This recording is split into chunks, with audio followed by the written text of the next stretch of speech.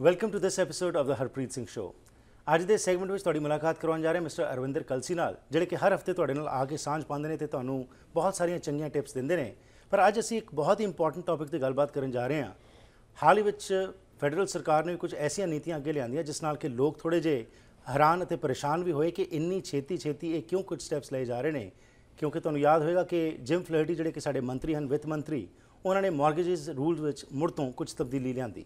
ਉਸ ਤੋਂ ਇਲਾਵਾ ਜੋ ਇਸ ਸਮੇਂ ਵਰਲਡ ਵਾਈਡ ਜੋ ਸਿਚੁਏਸ਼ਨ ਇਕਨੋਮਿਕਲੀ ਬਣੀ ਪਈ ਹੈ, ਉਸ ਤੋਂ ਵੀ ਲੋਕ ਥੋੜ੍ਹੇ ਜਿਹੇ ਚਿੰਤਤ ਹਨ। ਕੈਨੇਡਾ ਵਿੱਚ ਰਹਿੰਦੇ ਹੋਏ ਇਹਨਾਂ ਚੀਜ਼ਾਂ ਦਾ ਸਾਡੇ ਉੱਤੇ ਕੀ ਪ੍ਰਭਾਵ ਪੈ ਸਕਦਾ ਹੈ? ਗਵਰਨਮੈਂਟ ਜਿਹੜੀਆਂ ਪਾਲਿਸੀਜ਼ ਲਿਆ ਰਹੀ ਹੈ ਉਹ ਕੀ ਬੈਨੀਫੀਸ਼ੀਅਲ ਹੋਣਗੀਆਂ ਜਾਂ ਇਸ ਦਾ ਕੋਈ ਨੁਕਸਾਨ ਹੋਏਗਾ?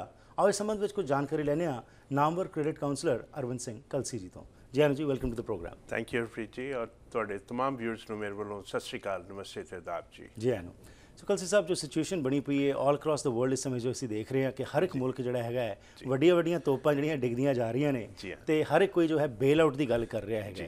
ਸੋ ਇਹ ਵਰਲਡ ਵਾਈਡ ਜਿਹੜੀ ਚੀਜ਼ ਇਸ ਸਮੇਂ ਚੱਲ ਰਹੀ ਹੈ, ਇਸ ਦਾ ਕਿੰਨਾ ਕੋਈ ਇੰਪੈਕਟ ਕੈਨੇਡਾ 'ਤੇ ਪਏਗਾ ਆਉਣ ਵਾਲੇ ਦਿਨਾਂ ਦੇ ਵਿੱਚ, ਤੇ ਖਾਸ ਤੌਰ 'ਤੇ ਇੱਕ ਲੇਮੈਨ ਆਮ ਵਿਅਕਤੀ ਜੋ ਹੈ ਉਸ ਨੂੰ ਕਿਹੜੀਆਂ ਚੀਜ਼ਾਂ ਦਾ ਧਿਆਨ ਰੱਖਣਾ ਚਾਹੀਦਾ ਹੈ?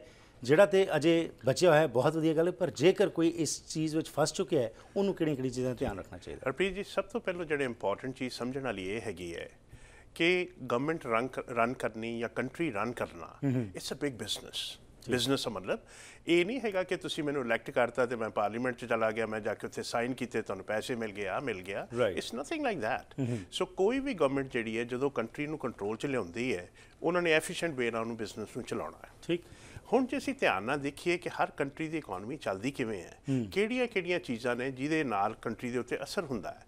ਸਭ ਤੋਂ ਪਹਿਲੀ ਗੱਲ ਤਾਂ ਇਹ ਹੈ, ਜਿਹੜੇ ਮੇਰੇ ਸਿਟੀਜ਼ਨ ਨੇ, ਮੇਰੇ ਕੰਟਰੀ ਦੇ ਵਾਸੀ ਹੈ, ਜੇ ਉਹਨਾਂ 'ਚ ਮੈਂ ਕੌਨਫੀਡੈਂਸ ਪੈਦਾ ਨਹੀਂ ਕਰਾਂਗਾ ਤੇ ਉਹ ਢਹਿ ਜਾਣਗੇ। ਠੀਕ। ਔਰ ਉਹ ਕੌਨਫੀਡੈਂਸ ਪੈਦਾ ਕਰਨ ਲਈ ਬਥੇਰੀਆਂ ਝੂਠੀਆਂ ਸੱਚੀਆਂ ਅਸੀਂ ਸਟੇਟਮੈਂਟਾਂ ਦਿੰਦੇ ਹਾਂ ਕਿ ਸਾਡੀ ਇਕੋਨਮੀ ਬੜੀ ਚੰਗੀ ਹੈ, ਸਾਡਾ ਬੈਂਕਿੰਗ ਸਿਸਟਮ ਬੜਾ ਚੰਗਾ ਹੈ, ਸਾਡੀ ਦੂਜੀਆਂ ਚੀਜ਼ਾਂ ਬੜੀਆਂ ਚੰਗੀਆਂ ਹੈ। ਉਹ ਕਾਹਦੇ ਲਈ? ਕਿ ਤੁਹਾਡਾ ਮੋਰਲ ਜਿਹੜਾ ਬੂਸਟ ਕੀਤਾ ਜਾਏ, ਤੁਹਾਨੂੰ ਸਾਡੇ 'ਚ ਕੌਨਫੀਡੈਂਸ ਹੋਵੇ। ਜੇ ਅੱਜ ਮੈਂ ਡਰਾਈਵਰ ਸੀਟ 'ਤੇ ਬੈਠਾ ਹਾਂ, ਤੁਹਾਨੂੰ ਪਤਾ ਮੇਰਾ ਡਰਾਈਵਰ ਚੰਗਾ ਹੈ ਤੇ ਮੈਂ ਸੇਫ ਹਾਂ ਜੀ। ਸੋ ਇਸ ਤਰ੍ਹਾਂ ਕਰਕੇ ਕੰਟਰੀ ਨੂੰ ਆਪਾਂ ਸਟੀਅਰ ਕਰਨ ਦੀ ਕੋਸ਼ਿਸ਼ ਕਰਨੀ ਹੈ। ਫਿਰ ਉਸ ਤੋਂ ਬਾਅਦ ਜਿਹੜੀ ਜਨਰਲੀ ਕੰਟਰੀ ਦੀ ਇਕੋਨਮੀ ਨੂੰ ਦੇਖਣਾ ਹੁੰਦਾ ਕਿ ਕਿਹੜਾ ਬਿਜ਼ਨਸ ਹੈ ਜਿਹੜਾ ਜ਼ਿਆਦਾ ਕੰਜ਼ਿਊਮ ਕਰਦਾ, ਜੌਬ ਆਫਰਸ ਕਿੱਥੇ ਹੈਗੀਆਂ। ਔਰ ਸਾਡੇ ਕੰਟਰੀ ਦੇ ਵਿੱਚ ਸਭ ਤੋਂ ਜ਼ਿਆਦਾ ਇਸ ਵੇਲੇ ਤੁਸੀਂ ਆਪਾਂ ਦੇਖਿਆ ਪਿਛਲੇ ਟਾਈਮ ਦੇ ਵਿੱਚ ਕਿ ਹਾਊਸਿੰਗ ਇੰਡਸਟਰੀ ਨੂੰ ਬੜੀ ਜ਼ਬਰਦਸਤ ਲਿਫਟ ਦਿੱਤੀ ਗਈ। ਰਾਈਟ। ਹੁਣ ਇਹ ਜਿਹੜੀ ਲਿਫਟ ਦਿੱਤੀ ਗਈ ਜਾਂ ਮਾਰਗੇਜ ਦੇ ਰੇਟਸ ਡਾਊਨ ਕੀਤੇ ਗਏ, ਇਹ ਕੀ ਤੁਹਾਡੇ ਫਾਇਦੇ ਨੂੰ ਦੇਖ ਕੇ ਅਸੀਂ ਕੀਤਾ ਜਾਂ ਕੀ ਕੀਤਾ? ਐਜ਼ ਏ ਗਵਰਨਮੈਂਟ ਜਦੋਂ ਤੁਹਾਡੀ ਇਹ ਕੀਤਾ ਗਿਆ, ਉਹਨਾਂ ਨੇ ਇਹ ਦੇਖਿਆ ਕਿ ਕਿਸ ਤਰ੍ਹਾਂ ਅਸੀਂ ਬੰਦਿਆਂ ਨੂੰ ਰੁਝੇਵੇਂ ਦੇ ਵਿੱਚ ਪਾਈ ਰੱਖੀਏ, ਕੰਮ ਚੱਲਦਾ ਰਹੇ, ਔਰ ਉਹਦੇ ਨਾਲ ਕੀ ਹੈ ਕਿ ਸਾਡੀ ਸਿਚੁਏਸ਼ਨ ਜਿਹੜੀ ਅੰਡਰ ਕੰਟਰੋਲ ਰਹੇ। ਅੱਜ ਅਸੀਂ ਗੌਰ ਕਰੀਏ ਤੇ 55% ਸਾਡੀ ਜਿਹੜੀ ਵਰਕਫੋਰਸ ਹੈ ਉਹ ਬਲੂ ਕਾਲਰ ਹੈ। ਬਲੂ ਕਾਲਰ ਕਿਹਨੂੰ ਕਹੀਦਾ ਹੈ? ਜਿਹੜੇ ਮਿਹਨਤੀ ਲੋਕ ਨੇ, ਪੇ ਚੈੱਕ ਟੂ ਪੇ ਚੈੱਕ ਰਹਿੰਦੇ ਨੇ, ਕੰਮ ਕਰਦੇ ਨੇ, ਚੱਲਦਾ ਹੈ। ਔਰ ਇਹਦੇ ਵਿੱਚ ਸਭ ਤੋਂ ਜਿਹੜੀ ਵੱਡੀ ਇੰਡਸਟਰੀ ਉਹ ਹੀ ਕੰਸਟਰਕਸ਼ਨ ਇੰਡਸਟਰੀ। ਜੇ ਮੈਂ ਹਾਊਸਿੰਗ ਨੂੰ ਕੰਟਰੋਲ ਕਰ ਸਕਾਂ ਤੇ ਕੀ ਹੋਇਆ, ਭਾਵੇਂ ਉਹ ਪਲੰਬਿੰਗ ਹੈ, ਇਲੈਕਟ੍ਰੀਸ਼ੀਅਨ ਹੈ, ਹੀਟਿੰਗ ਹੈ, ਏਅਰ ਕੰਡੀਸ਼ਨਿੰਗ ਹੈ, ਤੁਸੀਂ ਸੋਚੋ ਕਿੰਨੇ ਲੋਕ ਉਹ 'ਚ ਬਿਜ਼ੀ ਹੋ ਗਏ। ਔਰ ਉਹਨੂੰ ਚਲਾਉਣ ਦੀ ਖਾਤਰ ਲੋਕਾਂ ਕੋਲ ਪੈਸਾ ਨਹੀਂ ਸੀ, ਅਸੀਂ ਇੰਟਰਸਟ ਰੇਟ ਬਿਲਕੁਲ ਥੱਲੇ ਡਰੋਪ ਕਰਤੇ। ਠੀਕ। ਹੁਣ ਜਦੋਂ ਇੰਟਰਸਟ ਰੇਟ ਡਰੋਪ ਹੋਏ, ਲੋਕੀ ਐਕਸਾਈਟਡ ਹੋ ਗਏ ਕਿ ਵੀ ਘਰ ਤੇ ਬੜੇ ਸਸਤੇ ਹੋ ਗਏ ਆ, ਵੇਲਾ ਲੈ ਲਓ। ਕਿਉਂਕਿ ਜੇ ਘਰ ਵਿਕਣਗੇ ਤੇ ਨਵੇਂ ਬਣਨਗੇ ਨਾ। ਬਿਲਕੁਲ। ਤੇ ਜੇ ਵਿਕਣਗੇ ਨਹੀਂ, ਨਵੇਂ ਨਹੀਂ ਬਣਨਗੇ। ਸੋ ਲੋਕੀ ਕ੍ਰੇਜ਼ੀ ਹੋ ਕੇ ਉਹਨਾਂ ਨੇ ਉਹਨੂੰ ਖਰੀਦਣਾ ਸ਼ੁਰੂ ਕੀਤਾ। ਤੇ ਕੀ ਹੋਇਆ ਕਿ ਇੱਕਦਮ ਲੋਕਾਂ ਦੇ ਵਿੱਚ ਥੋੜਾ ਬਹੁਤ ਕਾਰੋਬਾਰ ਹੋਣ ਕਰਕੇ ਥੋੜਾ ਜਿਹਾ ਕੌਨਫੀਡੈਂਸ ਰਿਹਾ ਕਿ ਅਸੀਂ ਅਮਰੀਕਾ, ਇੰਡੀਆ, ਚਾਈਨਾ ਜਾਂ ਦੂਸਰੀਆਂ ਜਿਹੜੀਆਂ ਯੂਰਪੀਅਨ ਕੰਟਰੀਜ਼ ਹੈ ਉਹਨਾਂ ਨਾਲੋਂ ਬਿਹਤਰ ਹੋ ਗਏ ਜੀ। ਠੀਕ ਹੈ, ਔਰ ਇਹ 'ਚ ਕੋਈ ਹਰਜ ਨਹੀਂ। ਬਟ ਅਗੇਨ ਮੈਂ ਇਹ ਗੱਲ ਕਿਉਂ ਕਹਿ ਰਿਹਾ ਕਿ we all need to understand that this is strictly business.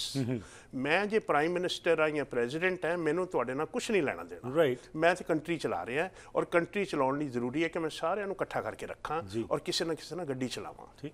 ਹੁਣ ਅੱਜ ਤੋਂ ਮੈਂ 4-5 ਮਹੀਨੇ ਪਹਿਲਾਂ ਵੀ ਸਾਡੇ ਟੀਵੀ ਰੇਡੀਓ ਟਾਕ ਸ਼ੋਜ਼ ਦੇ ਵਿੱਚ ਬੜੀ ਜਗ੍ਹਾ ਮੈਂ ਇਹ ਫੋਰਕਾਸਟ ਕੀਤਾ ਸੀ ਕਿ this is going to happen, ਕਿ ਇਹ ਜਿਹੜੀ ਹਾਊਸਿੰਗ ਇੰਡਸਟਰੀ ਹੈ ਇਹ ਸਭ ਤੋਂ ਵੱਡਾ ਬਿਗੇਸਟ ਡੈਟ ਬਣ ਜਾਣਾ ਸਾਡਾ। ਰਾਈਟ। ਹੁਣ ਇਹ ਗੱਲਾਂ ਬਾਅਦ ਦੇ ਵਿੱਚ RBCC, CIBCC, TD ਨੇ, ਇਹਨਾਂ ਨੇ ਸਾਰਿਆਂ ਨੇ ਕਿਹਾ ਕਿ ਇਹ ਜਿਹੜਾ ਹਾਊਸਿੰਗ ਇੰਡਸਟਰੀ ਹੈ, this is really going to be terrible. ਕਿਉਂ? ਕਿਉਂਕਿ ਆਮ ਬੰਦੇ ਤੇ ਡੈਟ ਲੋਡ ਵੱਧ ਗਿਆ। ਠੀਕ। ਹੁਣ ਕੱਲ ਤੱਕ ਤੁਸੀਂ ਕਿਰਾਏ ਤੇ ਸੀਗੇ, ਤੁਸੀਂ $700-800 ਮਹੀਨਾ ਦਿੰਦੇ ਸੀ, ਸਰਾਣੇ ਬਾਂਹ ਦੇ ਕੇ ਸੌਂਦੇ ਸੀ, ਪਰ ਹੁਣ ਜਦੋਂ ਇਹ ਸਸਤੀਆਂ ਹੋਈਆਂ ਤੁਸੀਂ 6 ਲੱਖ 7 ਲੱਖ ਦਾ ਘਰ ਬਾਏ ਕਰ ਲਿਆ। ਠੀਕ। ਤੇ 800 ਤੋਂ ਇੱਕਦਮ ਤੁਸੀਂ 2000-2200 ਦੀ ਰੇਂਜ 'ਚ ਆ ਗਏ ਕਿ ਮੈਂ ਮਾਰਗੇਜ ਦੇ ਰਿਹਾ ਜੀ। ਹੁਣ ਉਦੋਂ ਤੇ ਚਲੋ ਇਹ ਇਮੋਸ਼ਨਲ ਬਾਇੰਗ ਸੀ, and let me be very honest, it was a very stupid buying. ਕਿਉਂ ਮੈਂ ਕਿਹਾ, ਜਿਸ 'ਚ ਮੈਂ ਵੀ ਸ਼ਾਮਲ ਹਾਂ, ਜੀ। ਸੋ ਅਸੀਂ ਸਾਰੇ ਸ਼ਾਮਲ ਹਾਂ। Right. ਸਟੂਪਿਡ ਕਿਉਂ?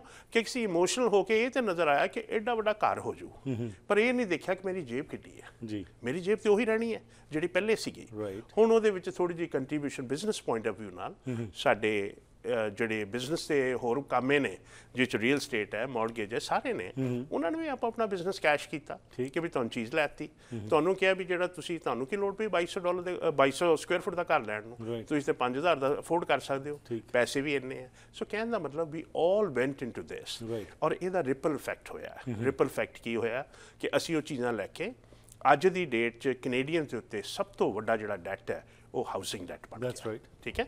ਹੁਣ ਇਸ ਚੀਜ਼ ਨੂੰ ਹੁਣ ਉਦੋਂ ਤੇ ਗਵਰਨਮੈਂਟ ਨੇ ਸਪੋਰਟ ਕੀਤਾ, ਪਰ ਹੁਣ ਗਵਰਨਮੈਂਟ ਆਪ ਡਰ ਗਈ ਹੈ।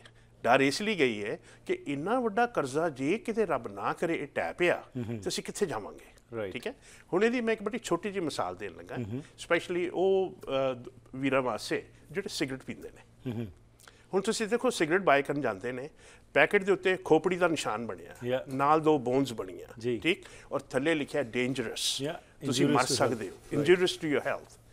ਪਰ ਤੁਸੀਂ ਕਦੀ ਇਹ ਦੇਖਿਆ ਕਿ ਗਵਰਨਮੈਂਟ ਨੇ ਉਹਨੂੰ ਕਦੀ ਨਹੀਂ ਬੰਦ ਕੀਤਾ। ਉਹਨਾਂ ਨੂੰ ਪਤਾ ਸੀ ਜ਼ਹਿਰ ਵੇਚਦੇ ਪਏ ਆ, ਪਰ ਉਹਨਾਂ ਨੇ ਜ਼ਹਿਰ ਨੂੰ ਬੰਦ ਨਹੀਂ ਕੀਤਾ। ਕਿਉਂ? ਕਿਉਂਕਿ ਉੱਥੋਂ ਰੈਵਨਿਊ ਆਉਂਦਾ ਹੈ। ਜਦੋਂ ਰੈਵਨਿਊ ਆਉਂਦਾ ਹੈ ਉਹਦੇ ਨਾਲ ਗਵਰਨਮੈਂਟ ਚੱਲਦੀ ਹੈ। ਸੋ ਮੇਰਾ ਮਕਸਦ ਸਿਰਫ ਇਹ ਮਿਸਾਲ ਦੇਣ ਦਾ ਇਹ ਹੈ, ਇਹ 'ਚ ਸ਼ਰਾਬ ਵੀ ਹੈ, ਇਹ ਵੀ ਚੀਜ਼ ਹੈ, ਤੰਬਾਕੂ ਹੈ, ਸਭ ਚੀਜ਼ਾਂ ਹੈ। ਸੋ ਮੇਰਾ ਮਤਲਬ ਜਿਹੜੀਆਂ ਡੇਂਜਰਸ ਚੀਜ਼ਾਂ ਨੇ ਉਹ ਅਸੀਂ ਖੁਦ ਵੇਚਨੇ ਆ, ਪਰ ਕਮ ਸੇ ਕਮ ਖਰੀਦਦਾਰ ਤੇ ਸਿਆਣਾ ਹੋਵੇ। ਜੀ। ਜੇ ਅੱਜ ਮੈਂ ਸਿਗਰਟ ਪੀਣਾ ਹੈ ਤੇ ਮੈਂ ਦੇਖਾਂ ਖੋਪੜੀ ਦਾ ਨਿਸ਼ਾਨ ਹੈ, ਮੈਂ ਸਿਗਰਟ ਨਹੀਂ ਪੀਣੀ, ਤੇ it means I am smart, right. ਪਰ ਜੇ ਮੈਂ ਖੋਪੜੀ ਦਾ ਨਿਸ਼ਾਨ ਦੇਖਦੇ ਹੋਏ ਵੀ ਸੋਚਾਂ ਕਿ ਗਵਰਨਮੈਂਟ ਵੇਚਦੀ ਪਈ ਹੈ ਤੇ ਠੀਕ ਹੀ ਹੋਣਾ ਹੈ, ਦੈਟਸ ਰੋਂਗ। ਸੋ ਕਹਿਣ ਦਾ ਮੇਰਾ ਮਤਲਬ, we all need to be consumer ਨੂੰ, we need to be smart. So diligent ਹੋਣਾ ਬਹੁਤ ਜ਼ਰੂਰੀ ਹੈ। ਇਹਦੇ ਬਾਰੇ ਕਿਵੇਂ ਹੋਣਾ ਹੈ ਤੇ ਖਾਸ ਤੌਰ ਤੇ ਹੁਣ ਜਿਹੜੀਆਂ ਪਰਿਸਥਿਤੀਆਂ ਬਣੀਆਂ ਉਹਨੂੰ ਕਿਵੇਂ ਡੀਲ ਕਰਨਾ, ਇਸ ਦੇ ਬਾਰੇ ਤੁਹਾਡੇ ਕੋਲ ਜਾਣਕਾਰੀ ਲੈਣੇ ਆ। ਲੈਣੇ ਇੱਕ ਛੋਟੀ ਜਿਹੀ ਬ੍ਰੇਕ ਜੀ, ਵਾਪਸ ਆਵਾਂਗੇ। ਅਰਵਿੰਦਰ ਸਿੰਘ ਕਲਸੀ ਜੀ ਸਾਡੇ ਨਾਲ ਸਾਂਝ ਪਾਣਗੇ, ਕਿਉਂਕਿ ਇਸ ਸਮੇਂ ਜਿਹੜੀ ਇਹ ਕ੍ਰਿਟੀਕਲ ਸਿਚੁਏਸ਼ਨ ਬਣਦੀ ਜਾ ਰਹੀ ਹੈ, ਇਸ ਬਾਰੇ ਕਿਹੜੀ ਚੀਜ਼ਾਂ ਦਾ ਸਾਨੂੰ ਸੁਚੇਤ ਹੋਣਾ ਚਾਹੀਦਾ ਹੈ ਤੇ ਕਿਹੜੇ ਸਟੈਪਸ ਲੈਣੇ ਚਾਹੀਦੇ ਨੇ ਜਿਹਦੇ ਨਾਲ ਕਿ ਅਸੀਂ ਇਸ ਵਿੱਚੋਂ ਲੰਘ ਸਕੀਏ ਚੰਗੇ ਤਰੀਕੇ ਨਾਲ। ਇਸ ਦੇ ਬਾਰੇ ਗੱਲਬਾਤ ਕਰਦੇ ਹਾਂ ਇਸ ਬ੍ਰੇਕ ਤੋਂ ਬਾਅਦ।